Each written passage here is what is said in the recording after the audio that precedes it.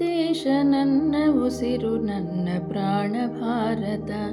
ಶಾಂತಿ ಸಹಬಾಳ್ವೆ ವಿಶ್ವಕ್ಕೆಲ್ಲ ಸಾರುತ್ತ, ಇಲ್ಲಿ ಒಮ್ಮೆ ಜನ್ಮ ತಾಳಲು ಪುಣ್ಯವೋ ಧನ್ಯವೋ ಭಾರತ ಭಾರತ ಭಾರತ. ವಿಶ್ವಕ್ಕೆಲ್ಲ ಗುರುವು ನನ್ನ ಭಾರತ. ನಾನು ಭಾರತೀಯನೆಂದು ಗರ್ವದಿಂದ ಹೇಳು ನೀ, 10 ಹಲವು ಧರ್ಮವ ಒಂದೇ ಎಂದು ಸಾರುವ. ನಾನು ಭಾರತೀಯನೆಂದು ಗರ್ವದಿಂದ ಹೇಳು ನೀ, 10 ಹಲವು ಧರ್ಮವ ಒಂದೇ ಎಂದು ಸಾರುವ. ಪುಣ್ಯ ಭೂಮಿ ನನ್ನ ದೇಶ ಭುವಿಯ ಸ್ವರ್ಗವೋ, ಪುಣ್ಯ ಭೂಮಿ ನನ್ನ ದೇಶ ಭುವಿಯ ಸ್ವರ್ಗವೋ. ಇಲ್ಲಿ ಒಮ್ಮೆ ಜನ್ಮ ತಾಳಲು ಪುಣ್ಯವೋ ಧನ್ಯವೋ ಭಾರತ ಭಾರತ ಭಾರತ.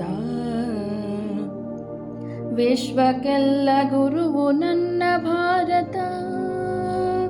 ವಿಶ್ವಕ್ಕೆಲ್ಲ ಗುರುವು ನನ್ನ ಭಾರತ.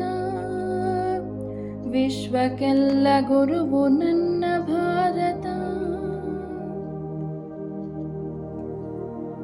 ಎಲ್ಲರಿಗೂ ಸ್ವಾತಂತ್ರ್ಯ ದಿನಾಚರಣೆಯ ಶುಭಾಶಯಗಳು. ನಮಸ್ಕಾರ. ನಾನು ಡಾಕ್ಟರ್ ಪದ್ಮಾವತಿ, ಧಾತ್ರಿ ಚಿಕಿತ್ಸಾಲಯದಿಂದ. ಮತ್ತು ನಮ್ಮ ತಿಂಗಳ ಪಾಡ್ಕ್ಯಾಸ್ಟ್ಗೆ ಎಲ್ಲರಿಗೂ ಸ್ವಾಗತ. ಇವತ್ತಿನ ವಿಷಯ ಕುಂಕುಮ, ಕಂಕಣ ಅಥವಾ ಬಳೆ ಮತ್ತು ನಮ್ಮ ಸಂಪ್ರದಾಯಗಳ ಹಿಂದಿನ ಶಾರೀರಿಕ ಜ್ಞಾನ.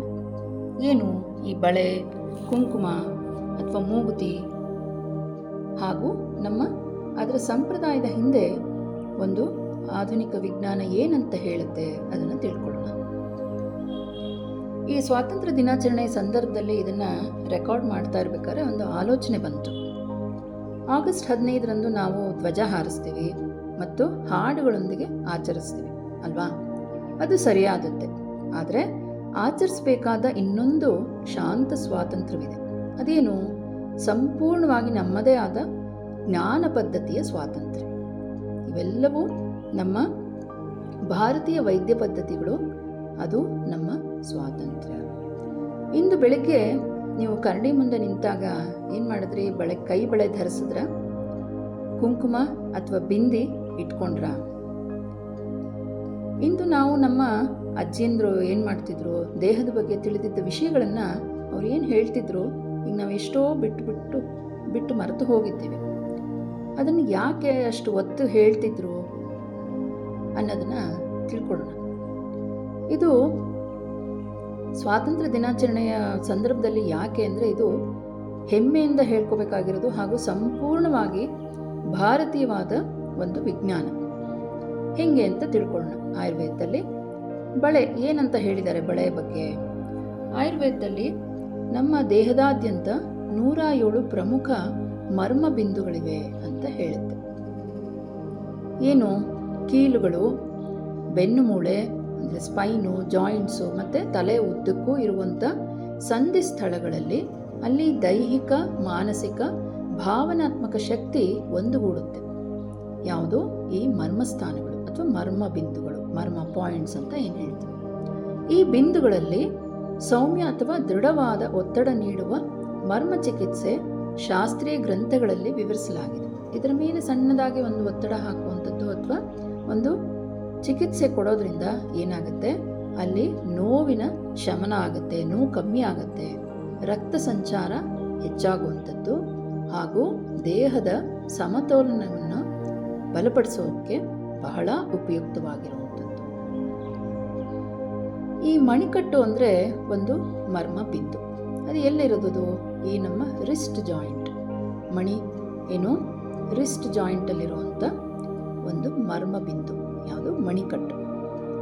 ಕೈ ಬಳೆ ಬಳೆ ಹಾಕೋದ್ರಿಂದ ನಿರಂತರ ಘರ್ಷಣೆ ಆಗೋದ್ರಿಂದ ದಿನವಿಡೀ ಪ್ರಾಣಶಕ್ತಿಯನ್ನು ಸರಾಗವಾಗಿ ಹರಿಯುವಂತೆ ಮಾಡುತ್ತೆ ಅಂತ ಈ ಒಂದು ಚಿಕಿತ್ಸೆಯಿಂದನೂ ಬರ್ಮ ಚಿಕಿತ್ಸೆಯಲ್ಲೂ ಹೇಳಿದ್ದಾರೆ. ಹಾಗೆ ಯಾವ ಪ್ರಕಾರದ ಯಾವ ಲೋಹವನ್ನು ಹಾಕ್ಕೊಂಡ್ರೆ ಯಾವ ದೋಷದ ಮೇಲೆ ಪರಿಣಾಮ ಬೀಳುತ್ತೆ ಅನ್ನೋಕ್ಕೆ, ಬೆಳ್ಳಿಯ ಬಳೆ ಅಥವಾ ಬೆಳ್ಳಿಯ ವಸ್ತುವಿನಿಂದ ಮಾಡಿದಂಥ ಬಳೆ ಪಿತ್ತ ದೋಷಕ್ಕೆ ಬಹಳ ತಂಪನ್ನು ಕೊಡುವಂಥದ್ದು. ಹಾಗೆ ಕಫ ದೋಷಕ್ಕೆ ಬೆಚ್ಚಗಿನ ಚಿನ್ನದ ಬಳೆ. ಎಲ್ಲರಿಗೂ ಚಿನ್ನದ ಬಳೆ ಅಂದ ತಕ್ಷಣ ಖುಷಿ ಆಯ್ತಲ್ವಾ? ಹಾಗೆ ಈ ಒಂದು ಋತುವಿಗೆ ತಕ್ಕ ಹಾಗೆ ನಮ್ಮ ಸುತ್ತಲೂ ಆಗುವಂಥ ಪರಿಸರದಲ್ಲಿ ಆಗುವಂಥ ಬದಲಾವಣೆ ಅಥವಾ ನಮ್ಮ ಪ್ರಕೃತಿ, ನಮ್ಮ ದೇಹದ ಪ್ರಕೃತಿ, ಬಾಡಿ ಕಾನ್ಸ್ಟಿಟ್ಯೂಷನ್ ಅಂತ ಏನು ಹೇಳ್ತೀವಿ, ನಾವು ಯಾವ ಪ್ರಕೃತಿಯವರು ಅದಕ್ಕೆ ತಕ್ಕ ಅನುಗುಣವಾಗಿ ನಮ್ಮ ಬಳೆಯ ಆಯ್ಕೆ ಇರಬೇಕು. ಹಾಗೆಯೇ ಆಧುನಿಕ ಆಕ್ಯುಪ್ರೆಷರ್ ಸಂಶೋಧನೆಯಲ್ಲಿ ಹೇಳಿದಿರೋ ಹಾಗೆ ಮಣಿಕಟ್ಟು ಅಥವಾ ರಿಸ್ಟ್ ಜಾಯಿಂಟು ಅಲ್ಲಿ ನಿಜವಾಗ್ಲೂ ನರಗಳ ಸಮೃದ್ಧವಾಗಿದೆ ಅಂತ ದೃಢವಾಗಿರುವಂಥದ್ದು. ಆದ್ದರಿಂದ ಕೈ ಬಳೆಯನ್ನು ಈ ಕೈ ಬಳೆ ಅಂತ ಪದ ಹುಟ್ಟಕ್ಕೆ ಮುಂಚೆನೇ ಈ ರೂಪುಗೊಂಡಿರುವಂಥದ್ದು ಈ ಧರಿಸುವಂಥ ಸಾವಧಾನ. ಆದ್ದರಿಂದ ಇವತ್ತಿಂದ ಎಲ್ಲರೂ ಬಳೆಯನ್ನು ಧರಿಸ್ತಿರಲ್ವಾ? ಸಣ್ಣ ಮಕ್ಕಳಿರಲಿ, ಟೀನೇಜರ್ಸ್ ಇರಲಿ, ದೊಡ್ಡವರಿರಲಿ, ಬಳೆಯನ್ನು ಖಂಡಿತವಾಗ್ಲೂ ಖುಷಿಯಾಗಿ ನಿಮ್ಮ ಪ್ರಕೃತಿಯ ತಕ್ಕ ಹಾಗೆ ಆರಿಸ್ಕೊಂಡು ಧರಿಸಿರಿ. ಮುಂದೆ ಹೋಗೋಣವಾ? ಮುಂದೆ ಕುಂಕುಮ. ಏನದು? ಬಿಂದಿ. ಇವಾಗ ಬಿಂದಿ ರಿಪ್ಲೇಸ್ ಆಗಿರೋವಂಥದ್ದು. ಇಲ್ಲಿ ಹೇಳೋದೇನು ಅಂದರೆ, ನಮ್ಮ ಯೋಗ ತತ್ವಶಾಸ್ತ್ರದಲ್ಲಿ ಹುಬ್ಬುಗಳ ನಡುವೆ ಒಂದು ಆಜ್ಞಾಚಕ್ರ, ಷಟ್ಚಕ್ರದಲ್ಲಿ ಇದು ಒಂದು ಆಜ್ಞಾಚಕ್ರ. ಇದನ್ನು ಮೂರನೇ ಕಣ್ಣು ಅಂತ ಹೇಳ್ತೀವಿ. ಇದು ಏಕಾಗ್ರತೆ ಹೆಚ್ಚು ಮಾಡುವಂಥದ್ದು ಮತ್ತು ಶಾಂತತೆಗೆ ಸಂಬಂಧಪಟ್ಟಿದ್ದು. ಅಲ್ಲಿ ನಾವು ಏನು ಹಚ್ತೀವಿ, ಕುಂಕುಮ ಅಥವಾ ಬಿಂದಿ ಅಥವಾ ಶ್ರೀಗಂಧ, ಇದನ್ನು ಹಚ್ಚೋದ್ರಿಂದ ಏಕಾಗ್ರತೆ ಹೆಚ್ಚಾಗುತ್ತೆ, ನಮ್ಮಲ್ಲಿ ಶಾಂತತೆ ಇನ್ನೂ ಹೆಚ್ಚಾಗುವಂಥದ್ದು. ಶ್ರೀಗಂಧ ಹಚ್ಚೋದ್ರಿಂದ ಸೌಮ್ಯವಾಗಿ ಆಗುವಂಥದ್ದು, ಇದರ ಪರಿಣಾಮ ಕೇಂದ್ರೀಕರಿಸುವಂಥದ್ದು ಅಂತ ಸಾಂಪ್ರದಾಯಿಕವೂ ನಂಬಲಾಗಿದೆ. ಹಾಗೆಯೇ ಇದನ್ನು ದಿನವಿಡೀ ಒಂದು ಸ್ಥಿರತೆಯನ್ನು ಕಾಪಾಡಿಕೊಳ್ಳೋಕ್ಕೆ ಒಂದು ಸಣ್ಣ ಜ್ಞಾಪನೆ ಅಷ್ಟೆ. ಹಾಗೆ ಇದು ಅನೇಕರಿಗೆ ಗುರುತಿನ ಹಾಗೂ ಸಂಭ್ರಮದ ಸಂಕೇತನೂ ಹೌದು ಅಲ್ವಾ? ಎರಡೂ ನಿಜವಾಗಿರ್ಬೋದು. ಸಂಭ್ರಮದಲ್ಲಿದ್ದಾಗ, ಹಬ್ಬಗಳಲ್ಲಿ ಯಾವ ಥರ ಬಿಂದಿ ಹಾಕ್ತೀರಾ? ಮಾಮೂಲಿ ಇದ್ದಾಗ ಅಥವಾ ಹೆಂಗಸರು ಗಂಡಸರು ಯಾವ್ಯಾವ ಥರದ್ದು ಶ್ರೀಗಂಧ, ಕುಂಕುಮ, ಚಂದನ ಎಲ್ಲವನ್ನ ಹಾಕುವಂಥದ್ದು. ಹೀಗೆ ಪ್ರಾಮಾಣಿಕವಾಗಿ ಹೇಳಬೇಕಾದ್ರೆ ಬಿಂದಿ ಯಾವುದು ಕಾಯಿಲೆಯನ್ನು ತಡೆಯಲ್ಲ, ಹೌದಾ? ಇದನ್ನು ಯಾವುದು ಸಾಬೀತುಪಡಿಸಿಲ್ಲ. ಆದರೆ ದಿನಕ್ಕೊಮ್ಮೆ ನಾವು ಉದ್ದೇಶಪೂರ್ವಕವಾಗಿ ಸ್ಪರ್ಶ ಮತ್ತು ವಿರಾಮದ ಕ್ಷಣ ನರಮಂಡಲಕ್ಕೆ ನಿಜವಾಗ್ಲೂ ಒಂದು ಏಕಾಗ್ರತೆಯು ಮತ್ತು ಸಮಾಧಾನ ತರುವಂಥ ಒಂದು ಚಿಹ್ನೆ ಅಂತ ಸಂಶೋಧನೆ ಅಂತೂ ಬೆಂಬಲಿಸುತ್ತೆ ಇದಕ್ಕೆ. ಆದ್ದರಿಂದ ಇವತ್ತಿಂದ ನಾವೇನು ಮಾಡ್ಬೋದು, ನಮ್ಮ ಬಿಂದಿ ಅಥವಾ ಕುಂಕುಮ ಅಥವಾ ಚಂದನ ನಮ್ಮ ಆಸೆಗೆ ತಕ್ಕ ಹಾಗೆ, ನಮ್ಮ ಇಷ್ಟಕ್ಕೆ ತಕ್ಕ ಹಾಗೆ ಆ ಎರಡು ಭ್ರೂವಿನ ಮಧ್ಯದಲ್ಲಿ, ಎರಡು ಹುಬ್ಬಿನ ಮಧ್ಯದಲ್ಲಿ ಅದನ್ನು ಹಚ್ಕೋತಾ ಹೋದಷ್ಟು ನಮ್ಮ ನರಮಂಡಲಕ್ಕೆ ಬಹಳ ಸೌಮ್ಯ ಹಾಗೂ ಏಕಾಗ್ರತೆಯನ್ನು ಹೆಚ್ಚು ಮಾಡುವಂಥದ್ದು. ಮುಂದೆ ಹೋದರೆ ಮೂಗುತಿ ಮತ್ತೊಂದು ಮರ್ಮ ಸಂಬಂಧಿತ ಸಂಪ್ರದಾಯ. ಮೂಗುತಿ ವಿಶೇಷವಾಗಿ ಎಡಮೂಗಿನ ಹೊಳ್ಳೆಯಲ್ಲಿ ಹಾಕುವಂಥದ್ದು.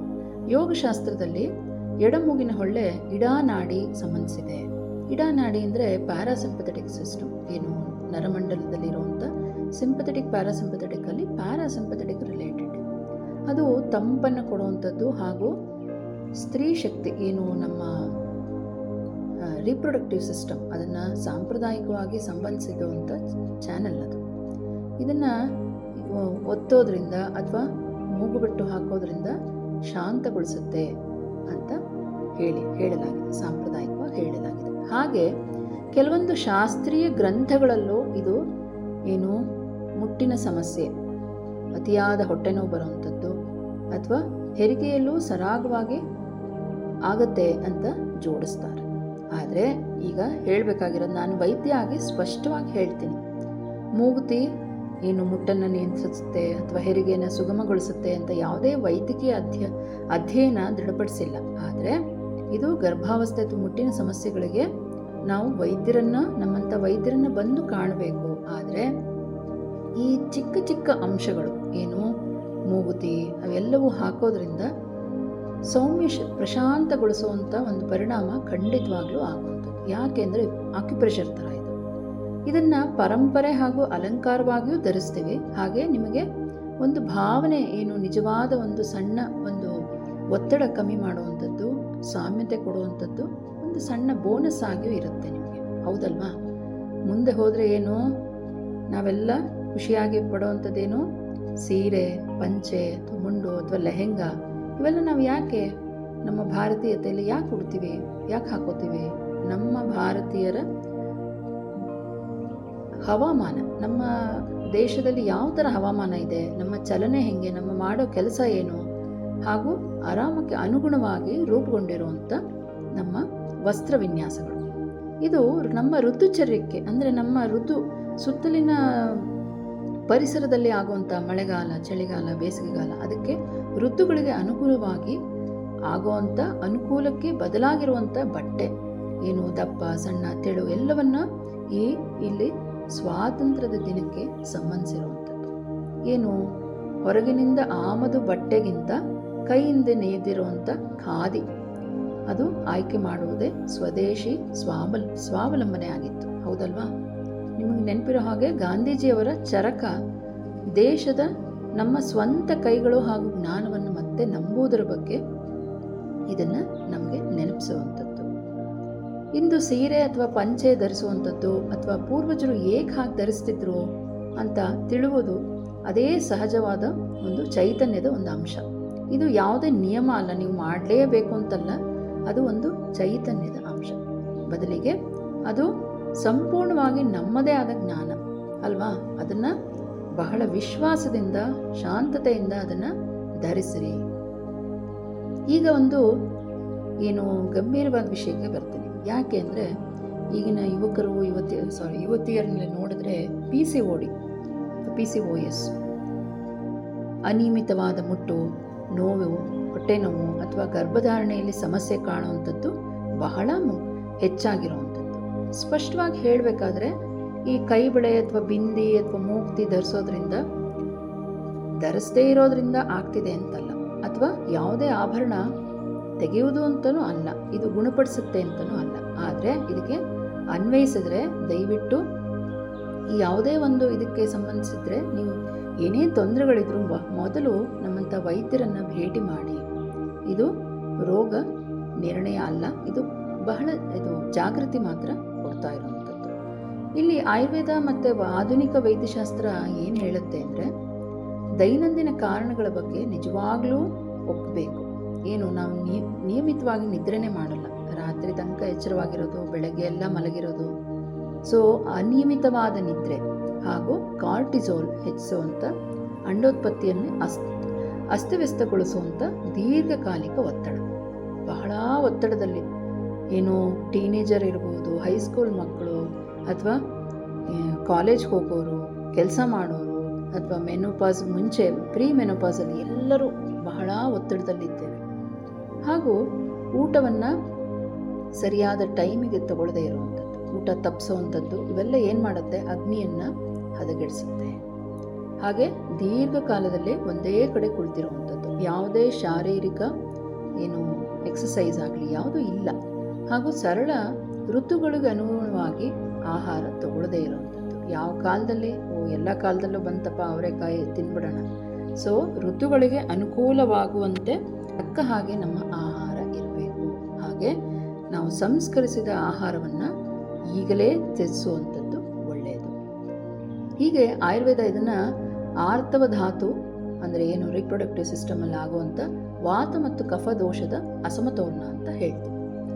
ಇದನ್ನು ಆಧುನಿಕ ವೈದ್ಯಶಾಸ್ತ್ರನೂ ಹಾಗೆ ಇನ್ಸುಲಿನ್ ರೆಸಿಸ್ಟೆನ್ಸ್ ಅಂತಾರೆ, ಅಥವಾ ಒತ್ತಡದ ಹಾರ್ಮೋನ್ಗಳಿಂದ ಅಥವಾ ಇನ್ಫ್ಲಮೇಷನ್ ಅಂತ ಕರೀತಾರೆ. ಆದರೆ ಬೇರೆ ಬೇರೆ ಭಾಷೆಯಲ್ಲಿ ಹೇಳ್ಬೋದು, ಆದರೆ ಕಾರಣ ಒಂದೇ. ಈ ನಿಯಮಿತವಾದ ನಿದ್ರೆ, ಊಟದ ಸಮಯ, ದೈನಂದಿನ ಚಲನೆ ಇವೆಲ್ಲವೂ ಆರೈಕೆಗೆ ತುಂಬ ಮುಖ್ಯ. ಹಾಗೆ ನಮ್ಮ ಯೋಗಶಾಸ್ತ್ರದಲ್ಲಿ ಕೆಲವೊಂದು ಆಸನಗಳು, ಬದ್ಧಕೋಣಾಸನ, ಸುಪ್ತ ಬದ್ಧಕೋಣಾಸನ ಎಲ್ಲ, ಅಥವಾ ನಿಧಾನವಾಗಿ ಪ್ರಾಣಾಯಾಮ, ಇವೆಲ್ಲವೂ ಏನು ಮಾಡುತ್ತೆ, ಈ ಹೊಟ್ಟೆ ನೋವು ಅಥವಾ ಮುಟ್ಟಿನ ಸಮಸ್ಯೆಗಳನ್ನು ನಿಜವಾದ ಬೆಂಬಲ ಪುರಾವೆ ಇದೆ. ಇವೆಲ್ಲ ಮಾಡೋದ್ರಿಂದ ಖಂಡಿತವಾಗ್ಲೂ ಕಮ್ಮಿ ಆಗ್ತಾ ಹೋಗುವಂಥದ್ದು. ಹಾಗೂ ಇದು ನಿಜವಾದ ನಮ್ಮ ಈಗಿನ ಪಾಡ್ಕಾಸ್ಟಿನ ಮೆಸೇಜು ಇದೆ. ಈ ಒಂದು ನಮ್ಮ ಮರ್ಮ ಸಂಬಂಧಿತ ಆಭರಣಗಳು, ನಾವೇನು ಇಲ್ಲಿ ತನಕ ಹೇಳಿದೆ, ಆಭರಣಗಳು ದೇಹವನ್ನು ಗಮನಿಸೋಕ್ಕೆ ಸಣ್ಣ ಒಂದು ದೈನಂದಿನ ಜ್ಞಾಪನೆ ಅಲ್ವಾ. ನಿಜವಾಗ್ಲೂ ಬೆಳಗ್ಗೆ ಎದ್ದ ತಕ್ಷಣ ನಾವೇನು ಎಲ್ಲ ಪ್ರತಿಯೊಂದು ದೇಹದನ್ನು ಗಮನಿಸಬೇಕು, ನಿಜವಾದ ರಕ್ಷಣೆ ಕೊಡಬೇಕು. ನೀವು ಪ್ರತಿದಿನ ನಿಮ್ಮ ಆಹಾರ, ನಿದ್ರೆ, ಒತ್ತಡ ಹಾಗೂ ಚಲನೆಯನ್ನು ಏನು ಮಾಡ್ತಾ ಇದ್ದೀರಾ ಅಂತ ಗಮನಿಸೋಕೆ ಇವೆಲ್ಲವನ್ನ ಒಂದು ಆಧಾರವಾಗಿ ಕೊಟ್ಟಿದ್ದಾರೆ. ಇದನ್ನು ಧರಿಸ್ತೀರಾ ಅಥವಾ ಬಿಡ್ತೀರಾ ನೋಡಿ. ಇದು ಈ 5 ಸರಳ ವಿಷಯಗಳನ್ನು ಹೇಳ್ತೀನಿ ಹೋಗೋಕ್ಕೆ ಮುಂಚೆ. ಒಂದು, ನೀವು ಬೆಳಗ್ಗೆ ಎದ್ದ ತಕ್ಷಣ ಫೋನ್ ಮುಟ್ಟೋ ಮೊದಲು ನಿಮ್ಮ ಹಣೆ 2 ಹುಬ್ಬಿನ ಮಧ್ಯೆ ಇರುವಂಥ ಥರ್ಡ್ ಐ ಅಥವಾ 3ನೇ ಕಣ್ಣನ್ನು ಸ್ಪರ್ಶ ಮಾಡಿ, ಅಥವಾ ಅಲ್ಲಿಗೆ ಕುಂಕುಮ ಹಚ್ಕೊಳ್ಳಿ ಅಥವಾ ಚಂದನ ಹಚ್ಕೊಳ್ಳಿ. ಹಾಗೆ ನಿಮ್ಮ ಮಣಿಕಟ್ಟು ಅಥವಾ ರಿಸ್ಟ್ ಜಾಯಿಂಟ್ ಅಲ್ಲಿ ಬಳೆ ಧರಿಸಿ 2 ನಿಮಿಷ ಅಲ್ಲಿ ಒಂದು ಸ್ಪರ್ಶ ಕೊಡಿ. ಹಾಗೆ 2ನೇ ಪಾಯಿಂಟು, ಇತರ ಅಭಿಪ್ರಾಯಕ್ಕಾಗಿ ಅಲ್ಲ, ಬೇರೆಯವ್ರಿಗೋಸ್ಕರ ಅಲ್ಲ, ನಿಮ್ಮ ದಿನ ಮತ್ತು ಹವಾಮಾನಕ್ಕೆ ಸೂಕ್ತವಾಗಿ ಇವೆಲ್ಲವನ್ನು ಧರಿಸಿ. ಓಕೆ, ಹವಾಮಾನಕ್ಕೆ ಯೋಚನೆ ಮಾಡಿ ಧರಿಸಿ, ನಿಮಗೋಸ್ಕರ ಧರಿಸಿ. ಹಾಗೂ 3ನೇದಾಗಿ, ಈ ಕೈ ಬಳೆ ಅಥವಾ ಬಿಂದಿ, ಮೂಕ್ತಿ ಧರಿಸಿದ್ರೆ ಅದನ್ನು ಮೂಢನಂಬಿಕೆಯಿಂದ ಧರಿಸಲೇಬೇಡಿ, ಅಥವಾ ವೈದ್ಯಕೀಯಕ್ಕೆ ಬದಲಿಯಾಗಿ, ಇಲ್ಲಪ್ಪ ಅದನ್ನು ಹಾಕಿದ್ರೆ ಇದಾಗುತ್ತೆ, ಇಲ್ಲ, ಅದಕ್ಕೆ ಬದಲಿಯಾಗಿ ಧರಿಸಕ್ಕೆ ಹೋಗಬೇಡಿ. ಇದನ್ನು ಸಾವಧಾನತೆಯ ಜ್ಞಾಪಕವಾಗಿ ಧರಿಸಿ. 4ನೇ ಪಾಯಿಂಟು, ಎಲ್ಲಕ್ಕಿಂತ ಮಿಗಿಲಾಗಿ ನಿಮ್ಮ ನಿದ್ರೆ ಮತ್ತು ಊಟದ ಲಯವನ್ನು ಕಾಪಾಡಿಕೊಳ್ಳಿ. ಸರಿಯಾದ ಟೈಮಿಗೆ ನಿದ್ರೆ ಮಾಡೋದು, ಸರಿಯಾಗಿ ಆಹಾರವನ್ನು ತಗೊಳ್ಳುವಂಥದ್ದು. ಕೊನೆಯದಾಗಿ ಹಾಗೂ ಬಹಳ ಮುಖ್ಯವಾಗಿ, ಈ ಒಂದು ಸಂಪ್ರದಾಯವನ್ನು ಅನುಸರಿಸಬೇಕಾದ್ರೆ, ಅಥವಾ ಇಲ್ಲಪ್ಪ ನಂಗದು ಬೇಡ ಅನ್ನೋ ಮೊದಲು ಅದರ ಹಿಂದೆ ಯಾಕೆ ಇದನ್ನು ಹೇಳಿದ್ದಾರೆ, ಸಂಪ್ರದಾಯಗಳು ಯಾಕೆ ಹೇಳಿದ್ದಾರೆ ಅನ್ನೋದನ್ನು ತಿಳ್ಕೊಳ್ಳೋಕ್ಕೆ ಪ್ರಯತ್ನ ಪಡಿ. ಹಾಗೆ ಈ ಸ್ವಾತಂತ್ರ್ಯ ದಿನದಂದು ನಿಜವಾದ ಸ್ವಾತಂತ್ರ್ಯ ಅಂದರೆ ಏನು ಧರಿಸಬೇಕು ಅಥವಾ ಏನು ಬಿಡಬೇಕು ಅಂತ ಆಯ್ಕೆ ಮಾತ್ರ ಅಲ್ಲ, ಅದು ನಮ್ಮದೇ ಆದ ಜ್ಞಾನ ಪದ್ಧತಿಗಳು. ಪ್ರಜ್ಞಾಪೂರ್ವಕವಾಗಿ ಆಯ್ಕೆ ಮಾಡುವಷ್ಟು ಚೆನ್ನಾಗಿ ಅರ್ಥ ಮಾಡಿಕೊಳ್ಳುವ ಸ್ವಾತಂತ್ರ್ಯ ನಮಗಿದೆ. ಅದು ಕೂಡ ಒಂದು ರೀತಿ ಸ್ವಾವಲಂಬನೆ, ಹಾಗೂ ಅದನ್ನು ಕಾಪಾಡಿಕೊಳ್ಳೋದು ನಮ್ಮ ಕೈಯಲ್ಲೇ ಇದೆ. ಹೌದು ತಾನೆ? ಸೊ ಮುಂದಿನ ಸಂಚಿಕೆಯಲ್ಲಿ ಮತ್ತೆ ಹೊಸ ವಿಷಯದೊಂದಿಗೆ ಸಿಗ್ತೀನಿ. ಅಲ್ಲಿ ತನಕ ನಿಮಗೆ ಯಾವುದು ಇಷ್ಟವಾದ ಬಳೆ, ಕುಂಕುಮ, ಚಂದನ, ಮೂಗುತಿ, ಸೀರೆ, ಪಂಚೆ, ನಿಮಗೆ ಯಾವುದು ಇಷ್ಟ ಆಗುತ್ತೆ ಇವತ್ತು ಧರಿಸಿ ಸ್ವಾತಂತ್ರ್ಯ ದಿನಾಚರಣೆಯನ್ನು ಖುಷಿಯಾಗಿ ಆಚರಿಸಿ. ಜೈ ಹಿಂದ್. ಮತ್ತೆ ನೋಡೋಣ. ನಮಸ್ಕಾರ.